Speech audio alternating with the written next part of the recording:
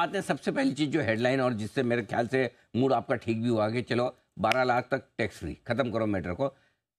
कुछ लोग ये मानते हैं 1 लाख करोड़ आएंगे सिस्टम में, कम है, कम ज्यादा क्या मतलब इसका इतना बड़ा इम्पैक्ट क्यों, ये जरा समझाएं और किस पर। पहली बात तो ये है कि इतना कम का क्या मतलब है, हमारी गवर्नमेंट के पास हमको पता है पैसे कितने हैं। मैं तो 30-35 हजार सोच रहा था जब मैं पहले बोल रहा था जी। कि 30,000 करोड़ है गवर्नमेंट के पास, बट हम्म। गवर्नमेंट ने क्या किया, वो रेलवे वगैरह को नियरली जीरो ग्रोथ कर दी, करेक्ट।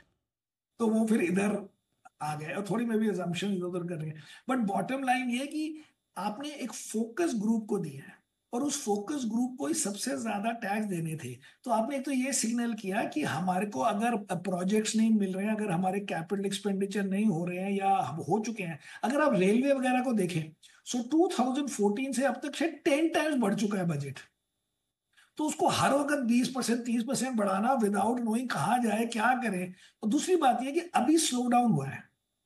अब इस स्लो डाउन का सोल्यूशन ये नहीं है कि मैं एक नया डैम बनाऊंगा या हम नया ब्रिज बनाएंगे जो 4 साल में बनेगा और 5वें साल से उसका फायदा भी होगा, बाद में तो होगा।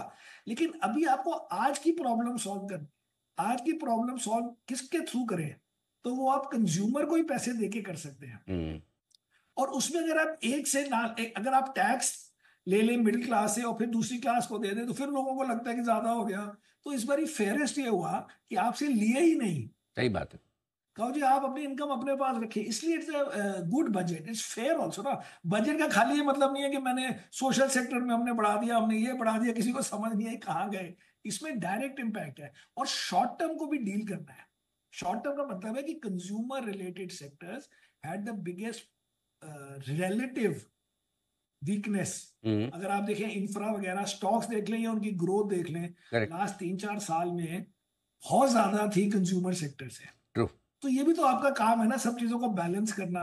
प्लस कंज्यूमर का सेंटिमेंट होगा। अब उसके साथ पहली बात तो है कि 18% ऐसी गवर्नमेंट को वापस मिल जाएगा, जो आप खर्चोगे जीएसटी में वापस ले जाएंगे। हाँ एक्चुअली तो ये सब चीजें करंट प्रॉब्लम को सॉल्व करने के लिए बिल्कुल परफेक्ट है। लेकिन आपने बहुत इंटरेस्टिंग बात की है सर, इसमें बात छुपी हुई है, क्योंकि जनरली लोग सोचते हैं कि इंफ्रा पे खर्चा करो, ये सब करो, इससे बड़ा ग्रोथ आएगा। लेकिन हम तो कहें कि ये 4-5 साल वाला मामला है, आपको 4-5 महीने में रिजल्ट चाहिए, तो 4-5 महीने, ये बहुत डीप इंसाइट है जो आपने बोला कि सेकंड पॉइंट भी है, जी जी इसमें एक सेकंड पॉइंट भी है। लोग कहते हैं, जो आपने भी कहा कि ये तो 2-3% लोगों को फायदा होगा। जी जी।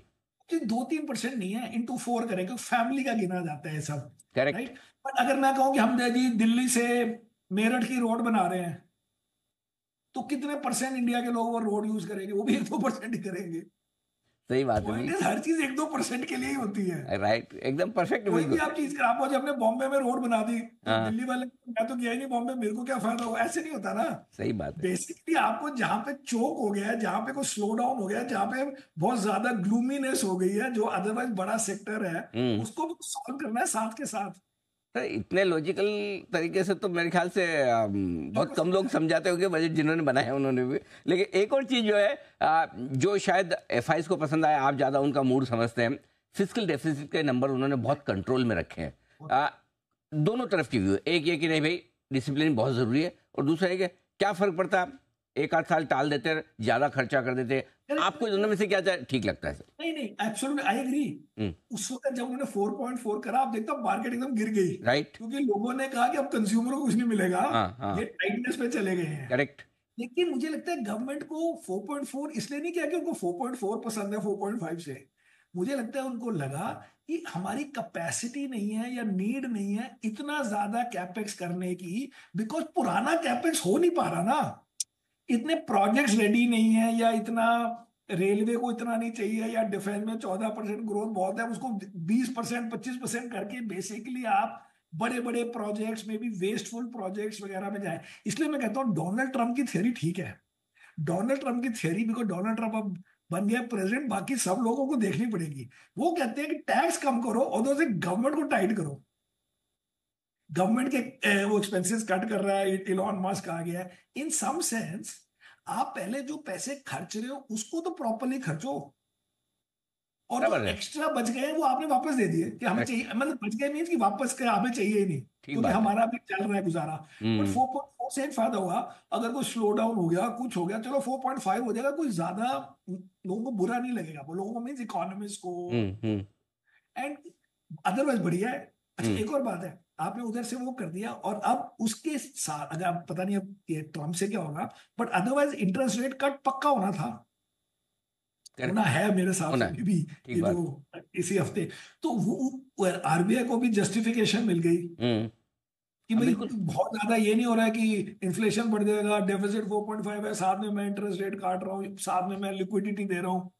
करेक्ट, अच्छा तो परफेक्ट है अभी के लिए, but otherwise I agree with you, अगर वो उसको करते तो हम कहते फिर 4.4 बड़ा टाइट है। ठीक बात बट अब लगता है कि गवर्नमेंट को ये लगा कि इतनी कैपेसिटी नहीं है इतने बड़े बड़े प्रोजेक्ट इससे ज्यादा करने की एक साल में।